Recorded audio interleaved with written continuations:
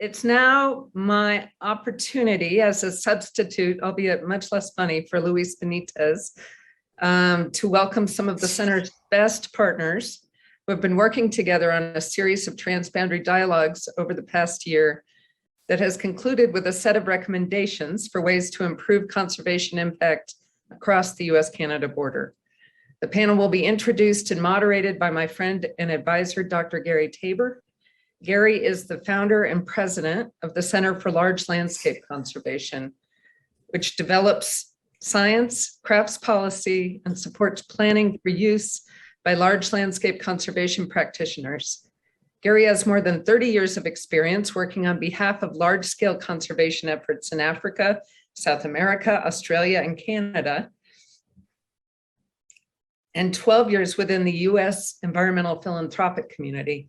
Perhaps most importantly of all, he is on the Center's advisory board, at least most importantly to me, and plays an important role as a thought partner for our work. Gary will introduce the panel. Welcome, Gary. Thank you, Beth, and thank you everyone at the Salazar Center. We're going to talk today about transboundary conservation between U.S. and Canada, and apologies to our Mexican colleagues that we didn't have time to reach to you today. But let me give you a little bit of preamble before I introduce our panel, if you can. The first slide, please. Let's see, is that projected? Yes. So let me give you a frame of reference, because we say transboundary landscapes, and let's just recognize what a landscape is. It is that geographic space that brings people, species, and places together. It's the stage for our interaction of how we deal with ourselves and how we deal with nature. And it is the operational unit of conservation.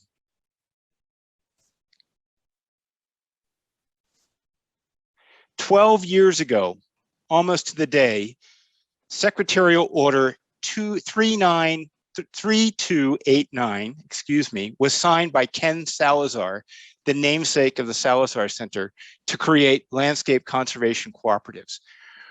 It was a new beginning, a new frontier to recognize that landscapes are vital to national and international conservation goals, and that we had to work together across cultures, across geographies, across boundaries to tackle large-scale impacts to nature.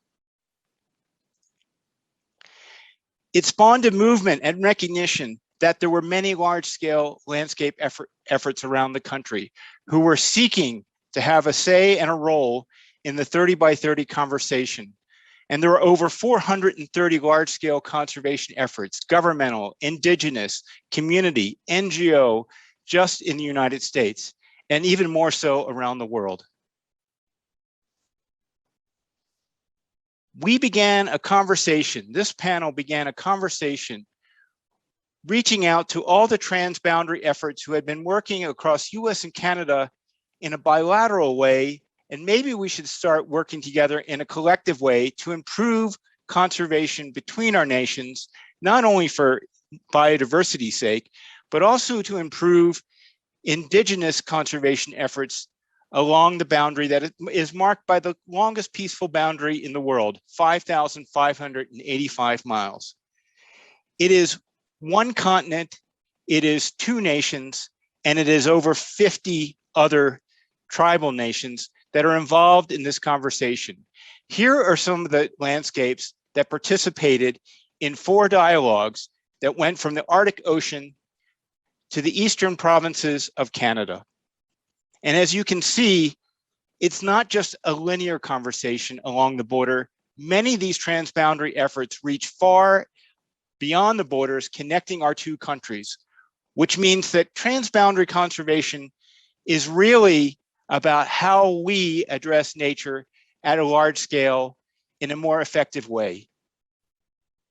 I also want to point out that this is not all the transboundary efforts out there. These are the only ones that showed up in our 4 dialogues. So we're missing the joint ventures and we're missing the Great Lakes Commission. But I want to say that many of those transboundary efforts were here. Now I'm going to introduce my colleagues who've been involved in these conversations, who've led many of these dialogues, which have brought from 150 to 350 people. There's a lot of energy here, and we hope that the Salazar Symposium addresses many of the recommendations that have come forward in these conversations. We're going to put in the link some of those recommendations and its draft, and we hope you will contribute to them and refine them as we go forward in this conversation. So now I'd like to introduce our panel of three speakers, beginning with Leanna Heffner, who is the Partnership Director for the Northwest Boreal Partnership based in Anchorage, Alaska. She's also works with the Alaska Conservation Foundation. The Northwest Boreal Partnership is one of those Ken Salazar assigned landscape conservation cooperatives. I'd like to also introduce Eli Enns, who is the co-founder and president of the Isaac Olam Foundation. Eli is an internationally recognized expert in Indigenous-led conservation. He's also co-chair of the Indigenous Circle of Experts in Canada's Pathway to Target 1. And finally, I have to say the person who wrote the book on wildlife corridors, Jody Hilty, who is president and chief scientist of the Yellowstone to Yukon Conservation Initiative. Jody also serves as deputy chair of IUCN's Connectivity Conservation Specialist Group. So I'd like to bring in all panelists now. Thank you all. So based on what Doug Chadwick just said, we're all chordates. So we all have a backbone. And using your backbone, I'd like to lead you through several questions through our session. So you've listened to your colleagues, your friends, your people you've not met before in these transboundary conversations. And I'd just like to get your sense. What is the opportunity now for transboundary conservation, not only between US and Canada, but in North America? And what is the connection to national conservation targets? And why is transboundary conservation so important? And I don't know, Leanna, you want to start with that? Sure. Thanks so much, Gary, for that really fun and informative introduction. I'm really, really grateful to be in this space. The Salazar Center has also been a pivotal partner in helping to host these transboundary dialogues, particularly along the U.S. Canada border. And I think, one of the most common themes that arose from the speakers in those dialogues and all the folks who participated is that we're all really at the forefront of creating, transformational change in how we do our work. And there's been a lot of really amazing conversations today that speak to that issue in terms of, especially how we've taken what I would call the conventional conservation approach from, the Euro-Western roots of the last, century or so, and really recognizing that while we can build upon some great work, there's a lot more that can be done, and that it's time to really break through and break out of some of those conventions that in ways have maybe siloed our work, where we've gotten more focused maybe along the lines of jurisdictional, lines on a map, and or maybe just looking at species, and then really also looking at the ethics of how we've been doing our work, and recognizing that Indigenous conservation, Indigenous ways, Indigenous knowledge and science has a very central and pivotal role in this. So, the opportunity here is it's time to do some major transformation. And I just want to say, we've been hearing, from Nadine, we heard earlier, it's not just what we want to achieve, but how. And some of those themes that have been coming up in our dialogues and also in today's conversation around how do we do this work within an ethical space framework, doing this work in a way that really supports grassroots level efforts that are place-based and working with local communities. And, also hearing about, Carlin, for example, was talking about the importance of healing And that doing this work and working in conservation, it's about relationships, healing our relationships to the land, healing our relationships to one another. Just from what we were hearing earlier about we are already one with nature, and remembering where we come from. And so, transboundary conservation, I think, is one piece of that larger whole. And it is getting at that idea that everything is connected, we're all one, and that we need to actually bring that into the work that we're doing.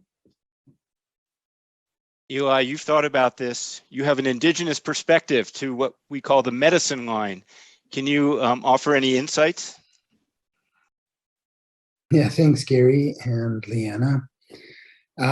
Yeah, for sure. The 49th parallel was established in recent history across the, what I kind of think of as bioregional geopolitics that existed at the time of European contact, where nations organized themselves in a sophisticated way that respected Mother Nature's economy and Mother Nature's contours of the land, which really at the end of the day is just quite commonsensical. I think back often to the 7 Years' War, which was one of the first colonial global wars, where the French and the British were vying for control of the Americas, the colonies in the Americas. And of course, there was an incredible abundance of biological diversity here at the time. With the aid of the Haudenosaunee Confederation, King George and the British won that war. And King George's Royal Proclamation of 1763 did not pertain just to Canada, but all of North America. And the Treaty at Fort Niagara in 1764 embraced the proclamation, and we're still living with the consequences of those geopolitics today. Next year, we're celebrating the 210-year anniversary of the War of 1812.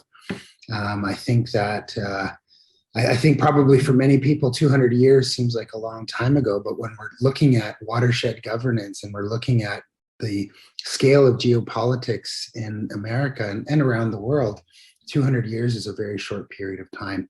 Our history on the west coast of Vancouver Island goes back at least 10,000 years in the known archaeological record. And yeah, my great-grandmother came from near Nia Bay, Washington State. And so I have some transboundary connections myself. And the punchline at the end of the day, I think, is that we're coming full circle. The state of ecological collapse and crises was predicted by the old people who were alive during the time of early contact. And we're actually seeing the predictions that they made come true. And the beauty of it is that the old people said, well, you have to hold on to your teachings on how to live in the world in a good way and how to live with nature. And even more than that, you have to be prepared when the great-grandchildren of the newcomers come and look for guidance and help, that you have to be prepared with love and understanding and forgiveness and compassion, that to work with the great-grandchildren of the newcomers. And I think that's what Indigenous protected and conserved areas offers, is that it's a regional model where we can exercise how to have better relationships with one another and how to have better relationships with the land, regardless of the kind of artificial boundaries and jurisdictions that we incorporate and lay upon Mother Earth. Thank you, Eli. Well, Jody, you help oversee one of the most ambitious conservation efforts. Doug Chadwick just spoke deeply about it. I'm sure you have some perspective on the opportunities here. Yes, there are definitely opportunities. And I think that's what's really exciting about today, to have two governments that are fundamentally aligned on climate change, on increasing nature conservation. There lies an opportunity. If we actually want to protect animals like wolverines in the lower 48 states, it simply can't be done without Canada, because the space in the U.S. Rockies and the lower 48 states is just too small to host a viable population. So we have to think in a transboundary way. And I think the thing that's really exciting about large landscape conservation is it breaks us away from protected areas, which are fundamentally important for conservation, but to the scale that nature needs. And it turns out that often the scale that nature needs goes across country boundaries, intra-country boundaries like states and provinces. And we actually have to envision and do conservation at that scale. I think the other thing I wanted to say, I was really struck when I went about 5 years ago to a meeting at the world's first international peace park between Waterton Lakes and Glacier National Park. And someone very sweetly told me the difference between negative peace and positive peace. And this is huge. This is where we have an immense opportunity. Negative peace is the absence of any collaboration. So there's no strife, but there's also no active collaboration.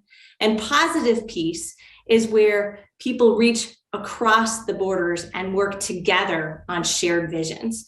And I think now is the time to move on nature conservation in a transboundary sense. We have government alignment, we have real needs to do this.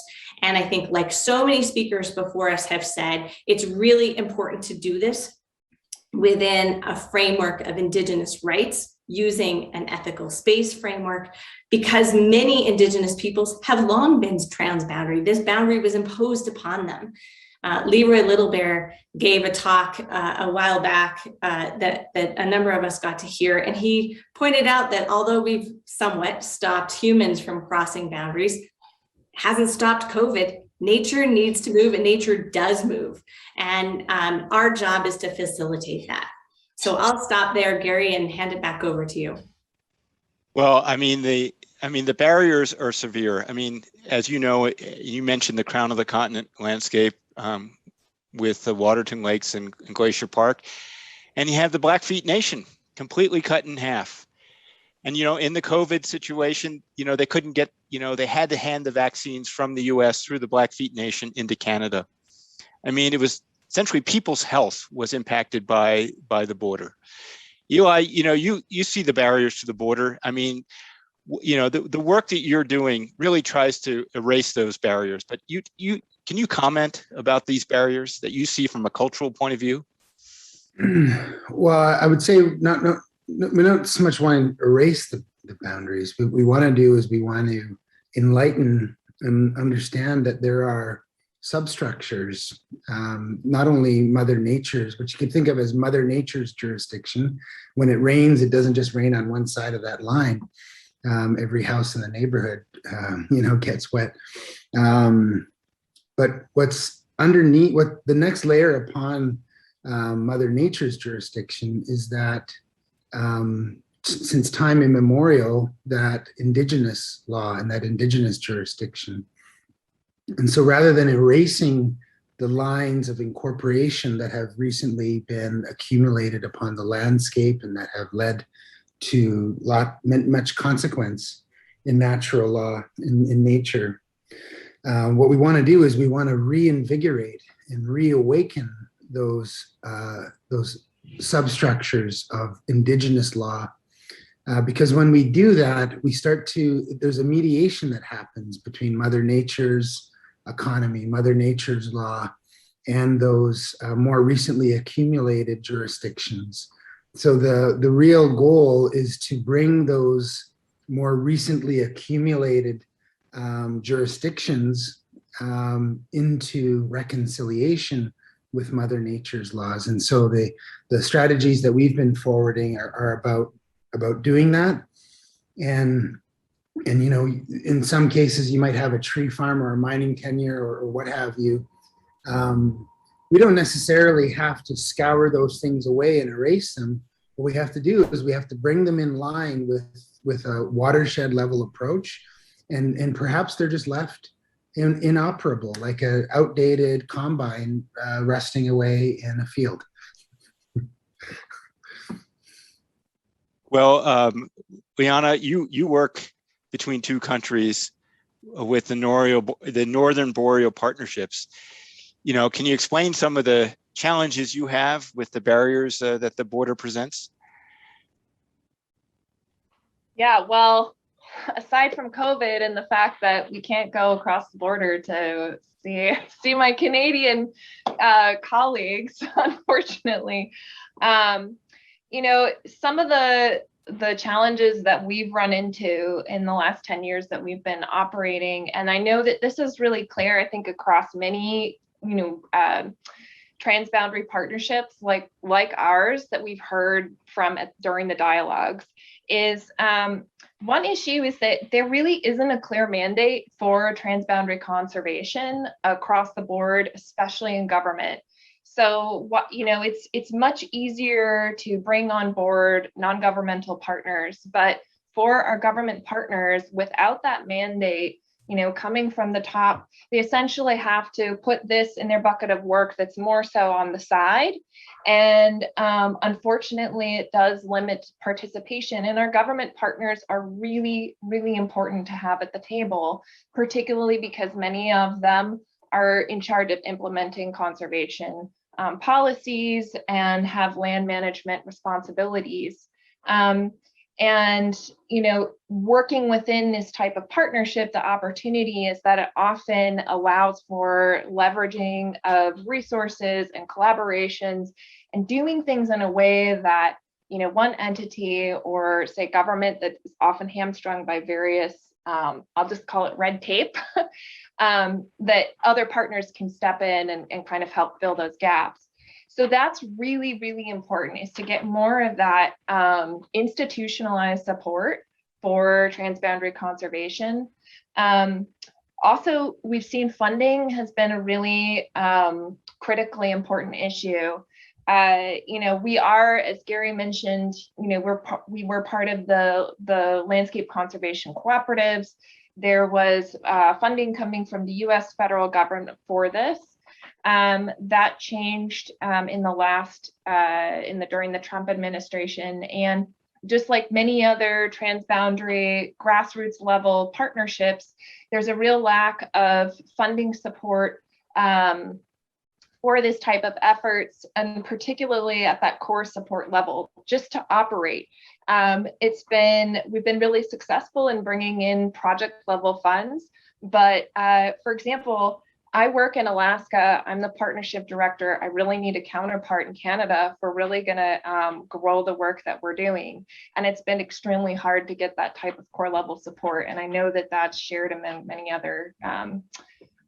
other groups. And then the last thing I'll say that's been a challenge, but that I see as an emerging opportunity, is that, lots of times this work has been approached from, I would say, a place of the head, when really we need to be approaching it from the heart. And that's something that I think actually our partnership did a really good job in, was coming at this around building real relationships with one another, getting out of those spaces where, you're wearing just your organizational hat, where maybe you're bringing along politics, but instead we're getting together and forming real relationships over barbecues, over, beers or coffee, road trips together, and having some really difficult conversations. We heard, I think it was Nadine who was talking about lessons learned, that it's really important to be able to come forward and have those difficult conversations, to be able to be humble, let go of ego, recognize that there has been some trauma, that there's mistrust often, but that ultimately, we can come together and find the places where we have commonality, and heal our relationships with one another and also to the land. Brilliant, Leanna. Jody, 4/5 a bear, Doug Chadwick. Does it get equal treatment depending on its fraction when it moves across that border in Y to Y? No, it doesn't. A bear is a bear on one side of the border, gets treated in one way. And when it crosses the border, it becomes something else. And in fact, you know, in some places, we have some wildlife that don't get to be wildlife. So if you're a bison in either Montana or Alberta, turns out that you might not be considered wildlife. You're not treated the same way that other wildlife are. You can't even move. The INI initiative, which is a Blackfoot Confederacy initiative, is seeking to bring back a transboundary population. What a challenge, but also what a beautiful vision. I think that, you know, there are some pieces that have to be put into place. We talked about funding. One of the things that we need also is an agreement on data. So, you know, not only is a bear a different kind of get treated differently on one side of the border than the other, but the data are really different. And so it makes it hard when we're working in a transboundary sense to actually do an analysis that can tell us what is needed in a more holistic, big landscape perspective. You know, and I would echo what Leanna said. There's a great effort called the Staying Connected Initiative. And for years and years and years, it was funding the U.S. side and couldn't get funds up into Canada. And so really that commitment on both sides of the border, even with these bottom-up movements, has to be top down. Thank you, Jody. Well, I have a third question here, and I guess I want to ask you guys to think ridiculously high goals. You know, how can we facilitate change? I mean, Eli just said, hey, this border is like, you know, 200 years. It's a short time period where it's creating perverse outcomes, both for nature and for Native people and for us settlers who've come here and adopted North America.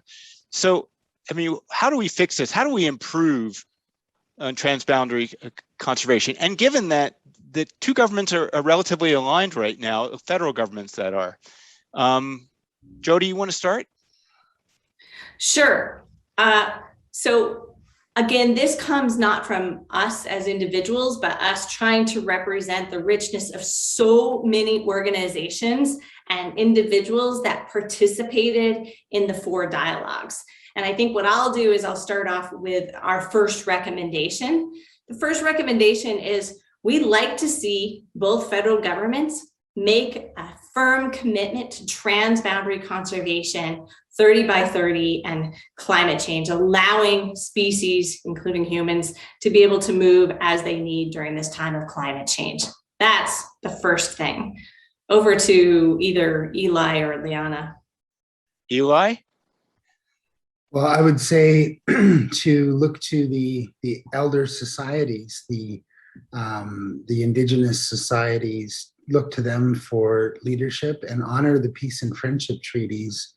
The peace and friendship treaties, I love that Jody was talking about positive peace versus negative peace earlier, because the peace and friendship treaties are exactly that. Peace being let's not kill each other, you know, and the friendship side being more aligned with what Jody talked about in terms of positive peace, which is that we will not only stand down with our weapons, but we will invest in Zagindawin, in abundance, as Dr. John Burrows from the Indigenous Law faculty at the University of Victoria shares about. This idea of Zagindawin, or love, comes in the worldview from observing nature and the abundance of nature and the estuary. So there are sophisticated geopolitical teachings in those peace and friendship treaties that come from nature. And we've been kind of stumbling through over the last couple hundred years with our man-made laws, and the ideas of collective security resonating most with you know, the founding fathers of the United States of America and others. But what about during times of peace? that we have to exercise bioregional economics and peaceful commerce, the free flow of goods and free flow of goods during times of peace through relationships that are reaffirmed on a seasonal basis. So I think that we need to turn to the wisdom of our ancestors, and we have to embrace the best of modern day technology and science in ethical space. Thank you. Thank you, Eli. Leanna, and then we're going to take a couple questions from the audience. Thanks. Two things you just heard from Jody and Eli, and these are written up in a draft document that I think we're going to be sharing with folks. But that first about committing, that bilateral commitment between the two countries. And Eli was really touching upon that, working with our Indigenous leaders. And that's part of what we heard about working within an ethical space framework. And we also heard that, establishing some sort of advisory entity, a high-level advisory entity that goes across both countries is going to be really important to support transboundary conservation. And also funding. We need substantial funding commitments to this from both countries. And similar to what we heard from, Valerie Courtois was talking about the funding commitments from Canada to Indigenous-led conservation. We need that in the U.S. We also need that for transboundary conservation, and that's going to be supporting those grassroots, local level partnerships and efforts happening on the ground. And I just wanted to add that, we've also talked about there's a lot from the US side where we can learn from our Canadian partners about the work that they've been doing to reach their own conservation targets and around Indigenous-led conservation, like Indigenous protected and conserved areas, Indigenous guardians. But one of those pieces that's missing from the Canada side, again, is this commitment to work together across the border in a much more sustained way. And I think I hopefully have just about covered it. I don't know if Jody and Eli wanted to add anything else.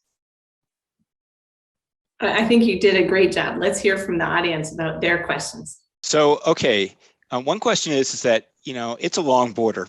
And is the conversation about transboundary conservation the same across the border, whether it be the far north and, Alaska, Yukon, or whether it's between the Laurentian Appalachian region and the Rocky Mountains or Cascadia?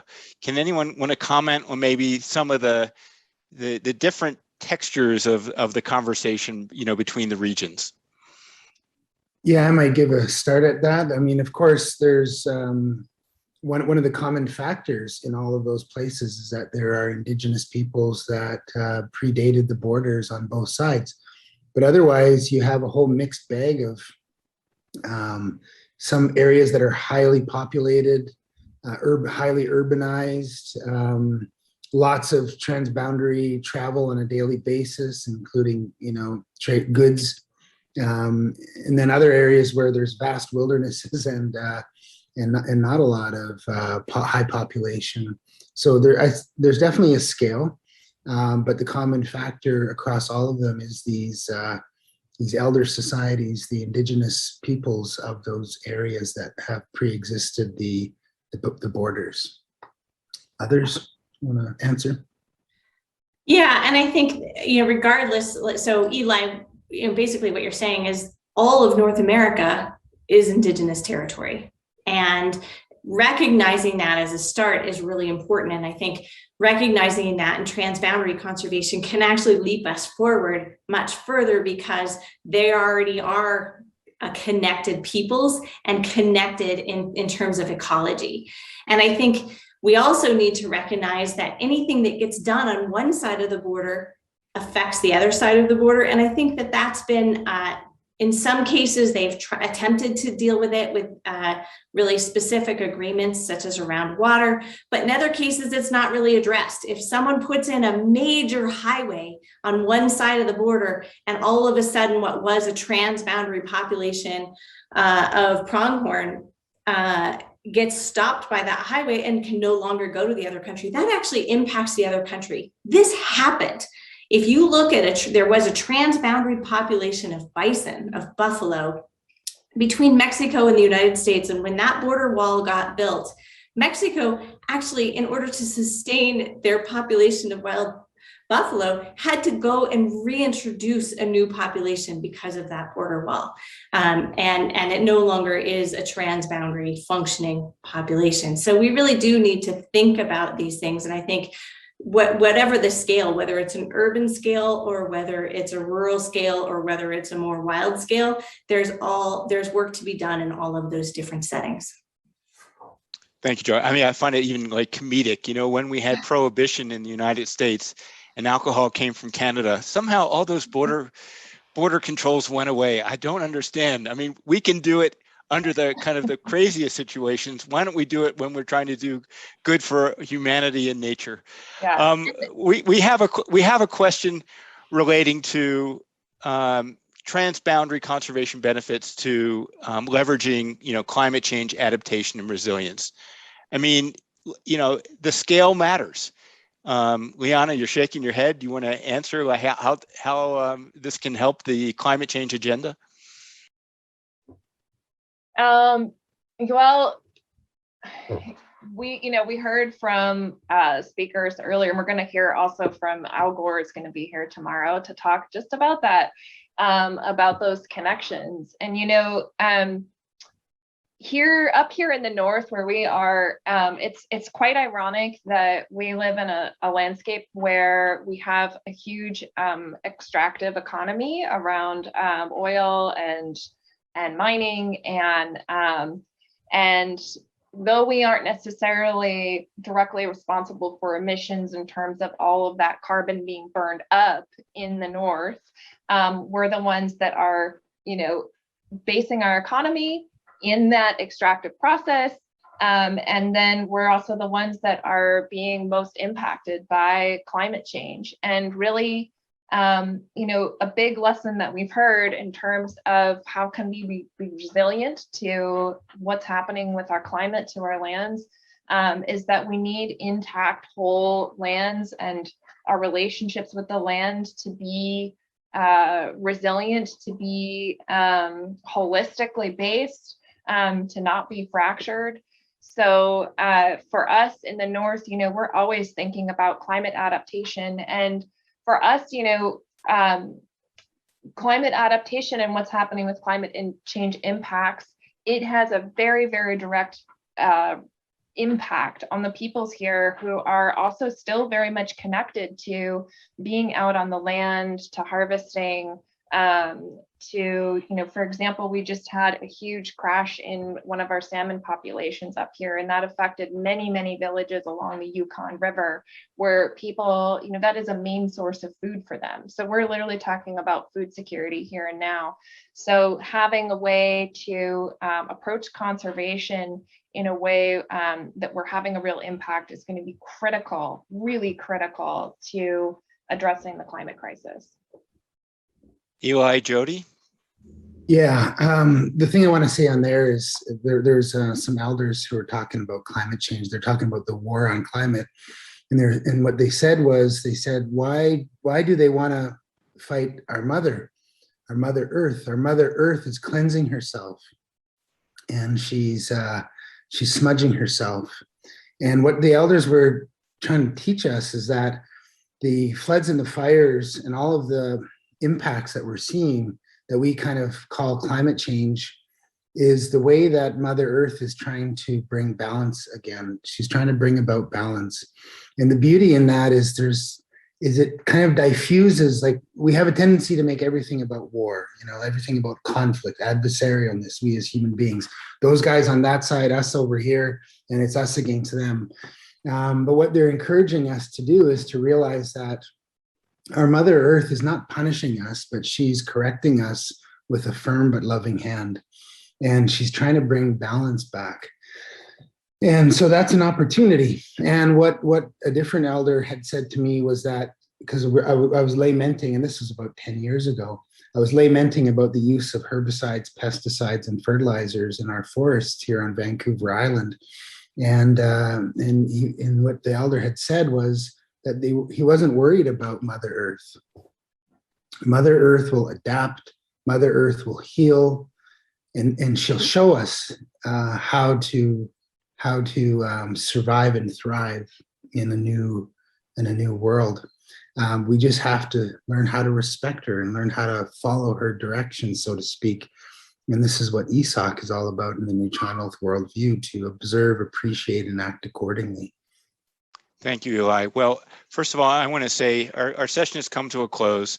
I want to say thank you to Jody, Leanna, Eli. Thank you for not only this conversation, but for leading a lot of these dialogues. So we've put the recommendations that we've heard through these 4 dialogues in the chat.